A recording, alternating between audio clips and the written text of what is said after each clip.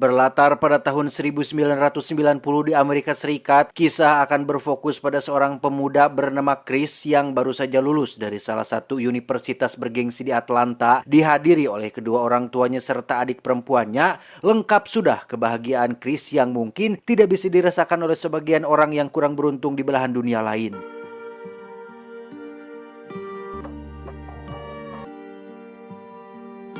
Mereka pun pergi ke restoran untuk merayakan kelulusannya. Sebagai hadiah spesial, sang ayah bermaksud akan membelikan mobil baru menggantikan mobil Datsun tuanya yang nampak sudah karatan. Alih-alih akan senang, justru niat baik ayahnya harus berakhir dengan sedikit perdebatan ketika Chris yang punya prinsip hidup sederhana dan tak bermewah-mewah pun mengaku tidak membutuhkannya karena masih bisa jalan, jarang mogok. Jika bapak dan ibu malu sama tetangga atau orang sekitar punya anak pakai mobil rongsokan, ya itu urusan mereka. Kenapa harus kita yang repot? Tidak salah memang pemikiran Chris, hanya saja dalam hal ini bapak dan ibunya hanya ingin memberikan hadiah spesial saking bahagianya mereka kepada yang menjadi anak sendiri sudah berhasil lulus dengan nilai yang sangat bagus. Namun ternyata Chris sudah salah paham menanggapi niat baik tersebut, dan ya, Anda yang menonton bisa menilai sendiri bahwa ada perbedaan besar antara hidup sederhana dan bersyukur. Bapak, ibu, dan adik perempuan pun pulang kembali ke rumah mereka di luar kota, sementara Chris yang tinggal di apartemen nampak sedang merencanakan sesuatu untuk pergi meninggalkan kehidupannya yang sekarang. Ya, Chris berencana menghilang dengan alasan ingin hidup sederhana tanpa ketergantungan pada uang orang tuanya. Ia mendonasikan uang tabungannya sebesar $24.000 atau senilai 300 juta rupiah lebih kepada yayasan dan melenyapkan seluruh identitasnya agar benar-benar menjadi orang bebas tanpa terikat dengan hukum dan aturan dunia modern. Dengan mobil Datsun tuanya, Chris pun berencana untuk pergi ke Alaska, hidup dengan alam di sana. Dengan sedikit bekal uang receh yang dimiliki, Chris yakin bisa bertahan hidup tanpa harus bergantung pada kemewahan dan materi yang sering ditawarkan oleh kedua orang tuanya. Absolute freedom. Singkat cerita, malam pun tiba. Ketika Chris sedang istirahat di salah satu tempat, tak disangka terjadi banjir bandang yang membuat mobilnya tak bisa lagi digunakan sehingga kepalang belangsak. Chris pun membakar sisa uang yang dimiliki dan benar-benar menggantungkan hidupnya pada apapun yang ditemuinya di perjalanan.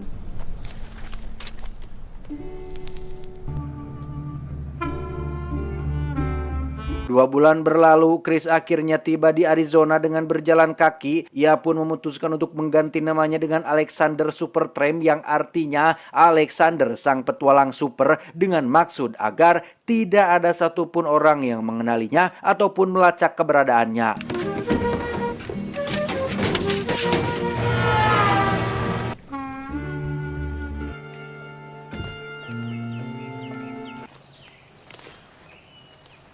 Tepat di saat bersamaan, kedua orang tuanya pun mulai gusar dengan Chris yang tak kunjung memberi kabar, sehingga mereka langsung pergi ke apartemennya yang di situ tidak ada satupun petunjuk yang bisa ditemukan. Bahkan sang adik sendiri pun gogodeg alias tidak habis pikir dengan apa yang sebenarnya terjadi pada kakaknya.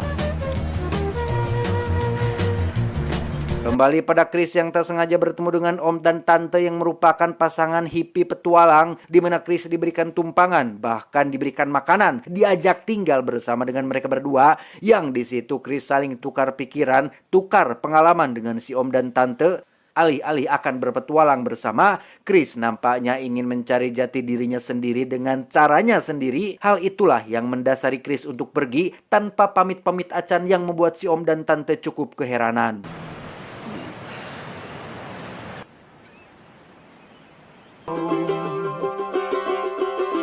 Kembali berjalan tanpa arah dan tujuan yang pasti, Chris akhirnya bertemu dengan orang baru, kita panggil saja si petani. Sama seperti si om dan tante, si petani ini memperlakukan Chris dengan sangat baik, bahkan mengizinkannya untuk bekerja membantunya saat panen.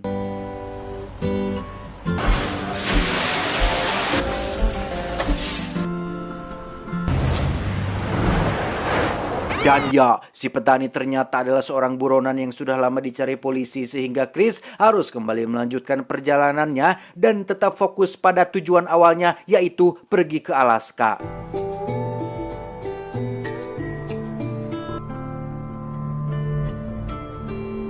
1 bulan berlalu, Chris akhirnya tiba di Sungai Colorado. Dari hasil bekerja di tempat si petani, Chris pun membeli sebuah kayak dan mendatangi kantor petugas keamanan sungai agar bisa diizinkan mendayung. Tetapi tanpa pengalaman dan surat izin yang resmi, Chris pun dilarang melakukannya sehingga ia pun nekat mendayung tanpa izin meski harus dikejar-kejar oleh pihak petugas keamanan. Helmet, man!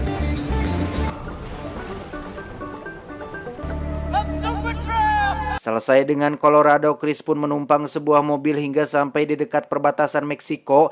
Masih dengan sisa upah bekerja di tempat si petani, Chris pun membeli persediaan makanan ala kadarnya dan kembali mengarungi sebuah sungai dengan perahu kayaknya hingga tak sengaja memasuki perbatasan Meksiko.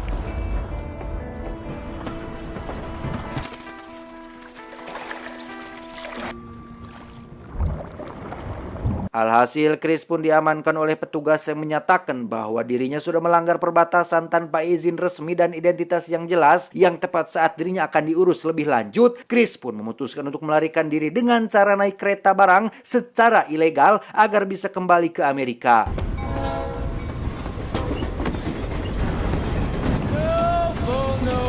Tibalah Chris di pusat kota Los Angeles. Alih-alih akan survive di alam liar dan hidup seperti Larry, ia justru harus kembali ke pusat kota dengan kondisi barunya yang tanpa identitas, sehingga dengan sangat terpaksa Chris pun harus berakhir sebagai gelandangan yang membuatnya tidak punya pilihan lain selain pergi ke salah satu tempat penampungan sementara bagi para pengemis dan gelandangan. Namun saat melihat kondisi perkotaan yang mengingatkan pada dirinya yang dahulu, Chris pun menjadi sangat benci dan memutuskan untuk kembali kabur dengan cara naik kereta secara ilegal lagi.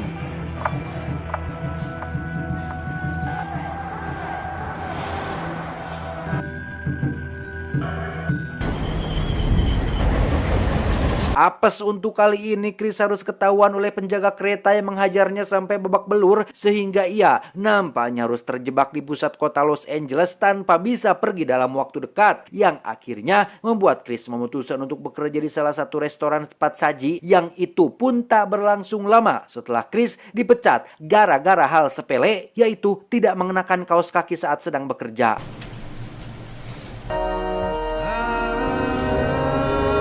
Alhasil karena tak punya uang untuk ongkos naik kendaraan umum dan kapok jika harus menumpang secara ilegal lagi, Chris pun harus berjalan kaki keluar dari pusat kota Los Angeles yang sungguh betapa belangsaknya si Chris ini saat ia harus berjalan kaki puluhan bahkan mungkin ratusan kilometer tanpa belum mendapat tumpangan dari siapapun, sehingga sekali lagi pikirkan matang-matang sebelum Anda mengambil suatu keputusan.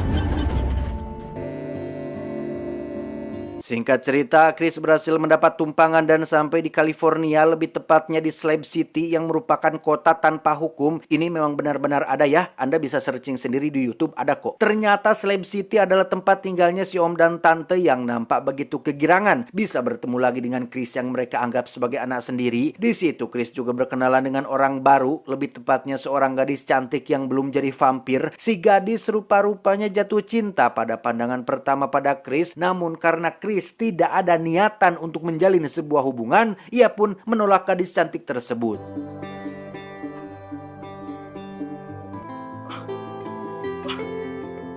Tiga bulan tinggal di Slab City, Chris yang masih berambisi untuk pergi ke Alaska pun memutuskan untuk melanjutkan perjalanannya dan berpamitan kepada si om dan tante, termasuk si gadis yang nampak cukup berat melepas kepergiannya.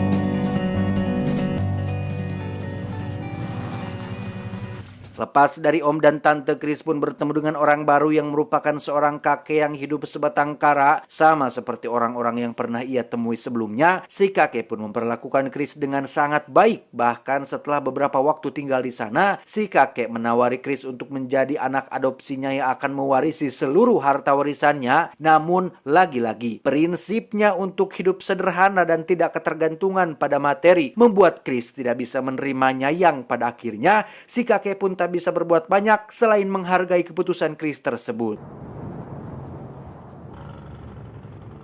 Dengan bantuan si kakek, Chris akhirnya sampai juga di lokasi yang menjadi tujuan awalnya, yaitu Alaska. Namun kedatangannya bertepatan dengan musim dingin yang membuat seluruh wilayah ini tertutup salju. Tetapi hal itu tidak membuat Chris mundur dan justru lebih bersemangat untuk melakukan berbagai aktivitas alam liar seperti berburu, bebakaran, berkemah, dan lain sebagainya.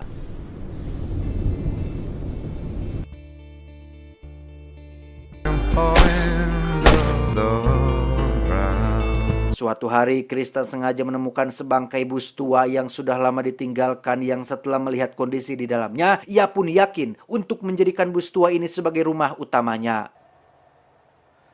Guess not!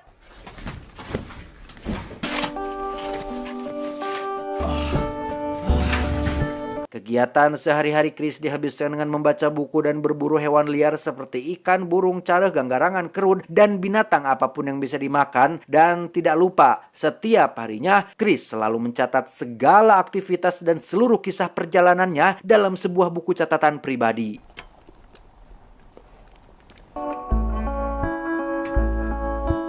Hari demi hari berlalu dan musim dingin pun akhirnya berakhir. Stok beras yang menjadi makanan utama Chris pun sudah menipis, sehingga ia mau tidak mau harus mencari solusi untuk bagaimana caranya punya stok makanan dalam waktu yang cukup lama atau mendapatkan sesuatu yang bisa berkelanjutan tanpa harus melakukan perburuan setiap hari. Hingga Chris akhirnya menemukan seekor rusa berukuran besar, memotongnya menjadi bagian-bagian kecil dan bermaksud untuk mempeyemnya atau mengawetkannya dengan cara disimpan di bawah bebatuan, berharap bisa jadi stok makanan untuk kedepannya.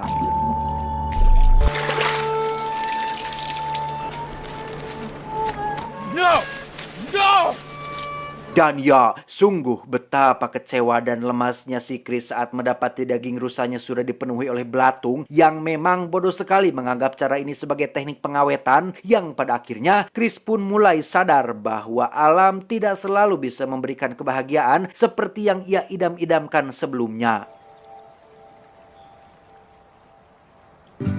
You're crazy breed.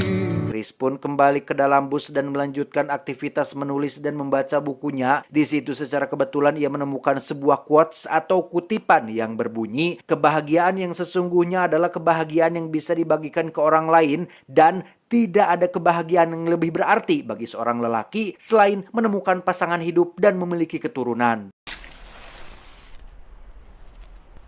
Disitulah Chris akhirnya sadar bahwa dirinya tidak bisa selamanya tinggal di tempat ini, tinggal di alam liar ini. Sehingga tepat keesokan paginya, ia mulai berkemas untuk pulang kembali ke peradaban. Dengan penuh semangat dan keceriaan, Chris pun berjalan menuju arah pulang. Namun sesuatu yang tak diduga pun terjadi saat jalur yang menjadi satu-satunya akses terdekat menuju peradaban kini sudah terhalang oleh sungai deras akibat musim dingin yang berakhir.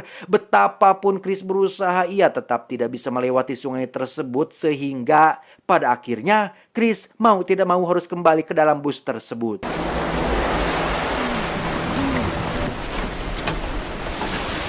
Keesokannya, Chris terbangun dengan perut lapar, namun sulit sekali baginya untuk mendapatkan makanan, apalagi setelah binatang liar yang biasa ia buru kini sudah bermigrasi ke tempat lain akibat perubahan musim, sehingga Chris pun harus menekan rasa laparnya dengan cara menambah lubang pada sabuk pinggangnya sekaligus agar tidak kedodoran karena tubuhnya yang mulai kurus kerontang. For a moment, she reads. Untungnya Chris membawa banyak sekali buku, salah satunya buku biologi botani yang terdapat beberapa pengetahuan tentang tanaman apa saja yang aman untuk dimakan, yang setelah menemukan berbagai buah-buahan kecil seperti cecenet, kersen, dan pentil kerud, Chris pun menemukan sejenis umbi-umbian, lebih tepatnya semacam kentang liar yang ia pun langsung mengkonsumsinya tanpa tahu jenis kentang apa itu.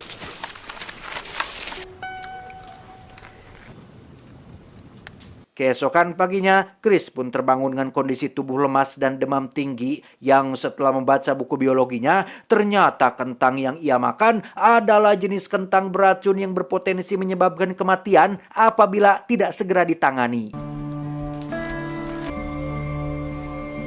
Nasi sudah jadi bubur, tinggal tambah kacang, suwir ayam, dan bawang daun. Chris hanya bisa merenungi penyesalannya, ambek-ambekan sendiri, berteriak sekencang-kencangnya yang hanya akan didengar oleh para tonggeret. Chris tidak bisa lagi mengandalkan tubuhnya untuk bertahan hidup kecuali mengharapkan akan kemunculan pemburu liar yang melewati wilayah terpencil ini. Di dalam bus tua ini, Chris pun menyesali keputusannya, menyesali akan ketidakbersyukurannya atas apa yang telah diberikan Tuhan seperti keluarga yang sejahtera, berkecukupan, anggota keluarga yang masih lengkap seperti masih ada bapak, ibu, dan adik perempuan. Ia meninggalkan semuanya demi keegoisan dan prinsip yang kekanak-kanakan yang pada akhirnya Chris pun harus menghembuskan nafas terakhir tepat di dalam bus tua ini sendirian tanpa ditemani oleh orang-orang terkasihnya.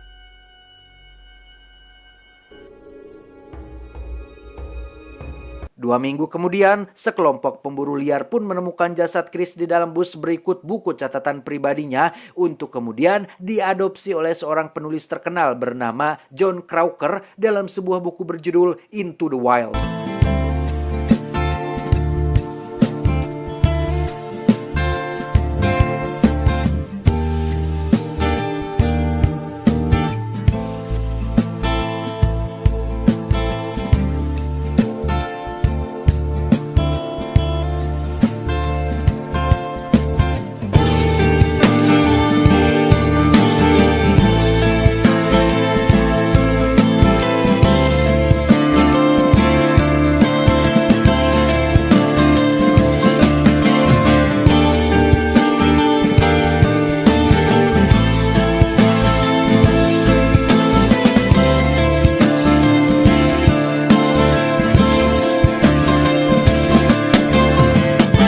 Ending yang sangat-sangat membolohkan.